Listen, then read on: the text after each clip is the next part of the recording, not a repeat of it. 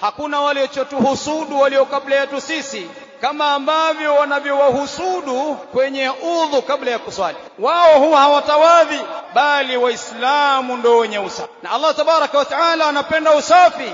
Ewe mja Allah tabaraka wa taala, hivyo katika kutawadha, intabihi ila amrin adhim, zingatia kwenye jambo muhimu, kwenye jambo ambalo ni kubwa amelikataza Allah tabaraka wa taala, al-israfu fi dhalik, mtu kufanya israf katika kutawadha. Qala Allahu azza wa jalla, innal mubadhirina kanu ikhwana ash-shayatin. Usifanye israf ya Abdullah azza. Ewe mja Allah tabaraka wa taala, maji ya kutawadha ni madogo, mtu anatumia ndoo lita 10 lita 5, fahadha ainul israf, fahadha ainul israf, kama ambavyo Allah tabaraka wa taala anatuambia, ya bani adam khudhu zinatakum 'inda kulli masjidin, chukueni mapambo yenu mnapokwenda kutekeleza ibada.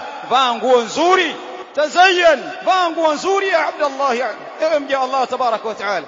Alafu kisha Allah akawaambia, wakulu washrabu, na kuleni na mnywe, wala tusrifu, wala msifanye israf. Israf katika kila kitu Allah tabaraka wa taala ambacho hajafunza, hajaelekeza Mtume sallallahu alaihi wa alihi wasallam, usifanye israf. Hivyo basi katika kutawadha, tawadha na maji yenye kukutosha, usifungulie kama ni koki mpaka mwisho maji yanamwagika, au mtu akatawadha na maji yaliyokuwa mengi. Allah tabaraka wa taala hapendi israf.